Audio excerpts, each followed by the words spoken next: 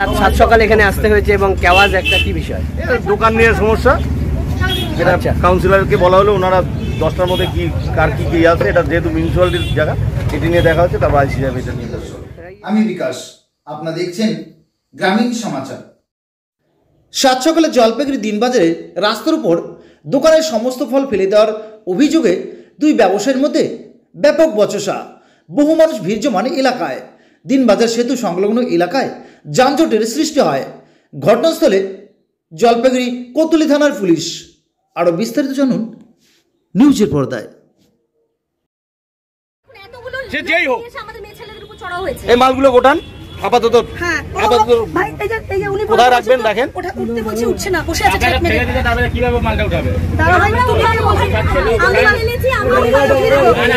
তুমি এক কাজ করো, দোকানটা ঝাঁপ মারো, তালা মারো, আগে দোকান বন্ধ করো, দোকান বন্ধ করো, তালা মারো। আমি যে কথাটা বলছি সেটা শোনেন, আপনার গল্প শুনতে এখানে আছি। অ্যাকচুয়ালি আমার নাম হলো পাপিয়া ভৌমিক, আমি স্বর্গীয় অমল ভৌমিক আমার বাবার নাম। আমার বাবার এটা রেজিস্ট্রি করা একটা দোকান, আমাদের পাশাপাশি দুটো দোকান। আমার বাবা এখন লেট। তারা বর্তমানে আমার মা ডলি ভৌমিক হচ্ছিল অ্যাকচুয়ালি ওনার, আর আমাদের 3 ভাই বোন আছি। আমরা 3 ভাই বোন এই দুটো দোকানের সমানভাবে অংশীদারিত্ব। এই দোকানটা কিছুদিন যাবৎ লাস্ট প্রায় 6 মাস ধরে একজনকে দোকানদারি করতে দেওয়া হয়েছিল, মানে অ্যাজ এ আমার ভাইয়ের একটা পায়ে অ্যাক্সিডেন্ট হয়েছে, তো সেজন্য ও দোকানদারি খুব বেশিক্ষণ সময় ধরে করতে পারে না, টানা বসেও থাকতে পারে না। তো একজনকে দায়িত্ব দেওয়া হয়েছিল যে তুমি দোকানদারি করবে এবং 2-4টা ছেলে সঙ্গে থাকবে, কাজও করবে, 2-4টা ছেলে অন্য সংস্থানও হবে। তো বেশ কিছুদিন যাবৎ ও যেই ধরনের কথা বা ওকে দোকানটা দেওয়ার সময় যে ধরনের কথাবার্তাগুলো হয়েছিল, ও প্রত্যেকটা জিনিস ইগনোর করতে শুরু করেছিল এবং ওর অ্যাটিটিউড অ্যাজ এ নিজের ওনার সেরকম অ্যাটিটিউডে ওরা চলে গেছিল। তো 2024 সালের 16 জানুয়ারি থেকে আমার ভাই ওকে ফোনে কন্টিনিউ বলছে উইথ রেকর্ডিং যে ভাই তুমি এই মাস শহরে দোকানটা ছাড়ো, এবং ও কন্টিনিউ 7 দিন দ্বারা 5 দিন এরকম করে দোকানের কন্টিনিউ টাইমিং বাড়িয়ে যাচ্ছিল। লাস্ট 2 দিন আগে আমরা আমাদের নিজস্ব ছোট দোকানে যেখানে শাটার আছে সেই দোকানটা তালা মারি এবং ওর ভেতরে কিছু মাল ছিল। আমি পরের দিন সকালবেলায় ওকে বলি ভাই তোমার দোকানে কিছু মাল আছে, তুমি দোকানটা তোমাকে 2 দিন টাইম দিলাম, তুমি মালটা বের করে নিয়ে যাও। এবং আমাদের দোকানে অ্যাট এ টাইম 4টা সিসিটিভি লাগানো আছে এবং আমরা এসে দেখি সন্ধ্যা থেকে 4টা সিসিটিভি, মানে যারা দোকান করছিল দোকান থেকে যাওয়ার সময় 4টা সিসিটিভিকে নষ্ট করে দিয়ে যায়। এবং আমরা লাস্ট রেকর্ডটাও বের করি যে কিভাবে করে সিসিটিভিটা নষ্ট হয়েছিল। রাতে এসে আমরা অনেক কারসাজি করে তারপর সিসিটিভিগুলোকে অন করি এবং দোকানের ভিতর কিছু মাল রাখা ছিল এবং যেহেতু সেটা কাঁচামাল, নর্মালি একটা কাঁচামাল নষ্ট হওয়া, মিস ইউজ হওয়া, তার জন্য আমরা কন্টিনিউ বলে গেছি ভাই তুমি আসো কাঁচামালটা বের করে নাও। ভাড়া দিয়েছিলেন? না, কোনো রকম ভাড়া নেই, কোনো রকম ভাড়া না। এটা আমার বাবার লিগালি দোকান, রেজিস্ট্রি করার জন্য। ভাড়া দিয়েছিলেন এই কয়েকদিনের জন্য? একদম না। তাহলে কেন দিয়েছিলেন? ও হচ্ছিল আমার ভাই করতে পারছিল না এবং তার আগেও 8 বছর এই দোকানে অ্যাজ এ কর্মচারী হিসাবে কাজ করছিল। 450 টাকা 500 টাকা দিন রাত্রি হাজিরায়। সেখানে আরো 4-5টা ছেলেও কাজ করতো এবং কেউ ফিক্স ছিল না, সেটা কন্টিনিউ রোলিং। আজকে কি হলো? আজকে হচ্ছিল আমরা 2 দিন টাইম দেওয়ার পর যখন আমরা সকালে মানে আমি এবার নিজে দোকানদারি করব, আমার ভাই করবে নিজে দোকানদারি, ও যেইটুকু পারবে সেইটুকু করবে। তো 2 দিন থেকে বলার পর সকালে এসে আমরা দোকানটা ওপেন করি, ঝাড়মোছ করি, জিনিসপত্র লাগানোর চেষ্টা করি এবং আমার মাল কিনতে যাই নিজেরা। আমি এবং আমার দিদি ফলপট্টিতে মালটা কিনতে যাই। যখন মালটা কিনতে যাই ফলপট্টিতে, তখন টোটোতে অলরেডি আমরা মাল চড়িয়ে দিয়েছি। টোটোওয়ালাকে বলা হয়েছে, হুমকি দেওয়া হয়েছে যে টোটো যেন আমরা দোকান পর্যন্ত নিয়ে না আসি। নেক্সট আমি অন্য দোকান থেকে 2টো মালও কিনি। টোটোওয়ালা মানে এই ঝামেলার জন্য আমার টোটোওয়ালা সমেত 2 পেটি মাল হারিয়ে গেল।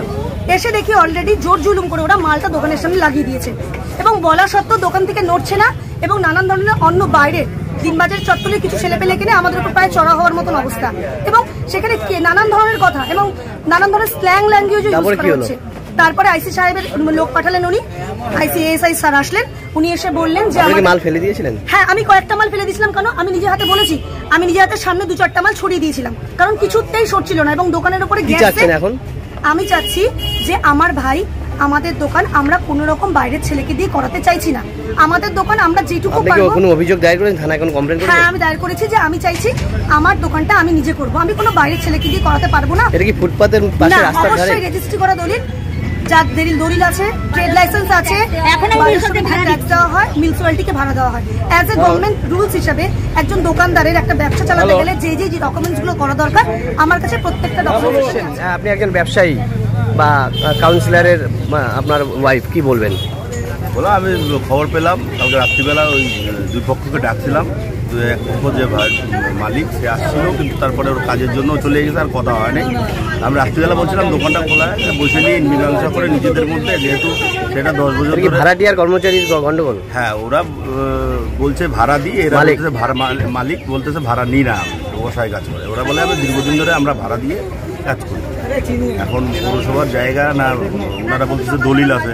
এখন দেখা যাক দলিল আছে না কি আছে, দেখে তারপর দেখা যাবে। আজকে কি দোকান সব ফেলে দিয়ে দোকান আসা শুনলাম নাকি দোকানে ওই লাগাইছিল সামনের দিকে, তো ওরা একটু সামনে লাগাইছে, যেহেতু সেই ফেলে দিয়েছে মালটা। এরপরে এখন আসলো, আইসি সাহেব পাঠাচ্ছিল, আইসি সাহেব আসছিলেন, তো উনি বলে গেলেন, আর বলে দিলাম ওই দোকানটা এখন আপাতত বন্ধ থাকুক, বসে নিয়ে আলোচনা করে যেটা হবে, আর না হলে পৌরসভাকে জানাবো, দেখবো এটা কার জায়গা আছে, না হলে নাহলে ডিমোশন করার জন্য আরও। আপনার নামটা? আমার নাম নিপু। আপনাদের আগে বসতে দিয়েছে, আপনারা এখন? হ্যাঁ, আমি ভাড়া নিয়েছিলাম, তা আমাকে 10 বছর আগের দিকে ভাড়া ছিল 5,000 6,000, তাই এমনি করতে করতে ভাড়া চলে আসছে 60,000 টাকা 35 আমি অত টাকা কেন কী করে, অত ভাড়া তো হয় না। ও বলছে তুই দিতে থাক, আমি কাউকে বলা বলি করিস না, এটা যদি মুশকিলি যখন ভাঙে দিছিল এটা তখন বলছিলাম, ওগুলো বস একটা হিসাবে আমাকে বুঝাই দিস। তারপরে আমি বলছি কি লিখিত তো বলে ওগুলো আমি দিতে পারবো না।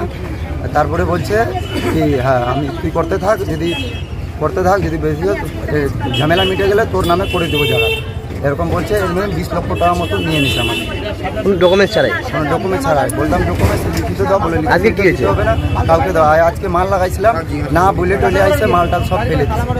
পুলিশ আসছে? পুলিশ আসছে। আপনি কি পুলিশে জানিয়েছেন, থানায় জানিয়েছেন, কোনো লিখিত জানিয়েছেন? জানাইছি, আসছে। কি নাম আপনার? রাহুল। হ্যাঁ, ভাড়া দিলাম 60,000 টাকা, তাও ওদের পোষায় না। 80,000 সত্তর আমাকে ভিতরে বলে। ভাড়া কি 60,000 কি বছরে? বছরে না, মাসে 60,000 টাকা, এরকম করে 20 লাখ টাকা পর্যন্ত আমি দিয়ে দিচ্ছি রিঙে আছি। এখন আমি 20 লাখ টাকা রিঙে আছি। না, এই দোকানে 60,000 টাকা ভাড়া কেউ কি মানবে এই বাজারে? আপনি কি মানে আপনারা আমাকে 60,000 টাকা কিভাবে? 2,000 টাকা ডেলি কি আপনি কামাই হয় কয় টাকা? আপনি 2,000 টাকা ভাড়া দিবেন? আমি তো লস করে দিতে, আমাকে বলতো এত টাকা ভাড়া, দোকানটা তোকে দিয়ে দিব, ওই জন্য আমাকে বলতো কি দিয়ে না দিলে পরে করিস না তুই। তারপরে আমি। আপনার নাম কি? রাহুল। রাহুল রাহুল এখানে আসতে হয়েছে, এবং কেওয়াজ একটা কি বিষয়? দোকান নিয়ে সমস্যা, এটা কাউন্সিলরকে বলা হলো, ওনারা 10টার মধ্যে কি কার কি আছে, এটা যেহেতু মিউনিসিপ্যালিটির জায়গা, এটি নিয়ে দেখা হচ্ছে, তারপর আইসি সাহেব এটা নিয়ে বলবে। এই যে ফুটপাতের ব্যবসায়ীদের এরকম সমস্যা প্রায়শই, তারপরে দিনবাজারে একটা এরকম একটা ব্রিজ, সেতু, যাতায়াতে অসুবিধা, কি বলবেন, কিভাবে এটাকে মোকাবেলা করবেন? এটা তো মিউনিসিপ্যালিটি আর পুলিশেরই কাজ, এটা তো আমাদের সম্পূর্ণ পুলিশের দায়িত্ব নয়। মিউনিসিপ্যালিটি যদি আমাদের অর্ডার করে, আমরা যেভাবে ক্লিয়ার করতে বলবে আমরা সেইভাবে ক্লিয়ার করবো। আজকে কি করবেন, এখন কি হলো? না, এখন দোকানটা বন্ধ থাকবে, তারপরে এদের যদি কোনো সেটেলমেন্ট আসে বা যদি কোনো সিদ্ধান্ত, উনি বলছে ওনার কাগজ আছে, উনি বলছে ভাড়া নিচ্ছে, তাহলে ওনার দুজনের ডিট দেখবে, ডিট দেখানোর পর যদি মনে করা হয় যে না কারুরই ওনার না, তাহলে যেটা ডিসিশন নেওয়া হবে সেটাই করা হবে।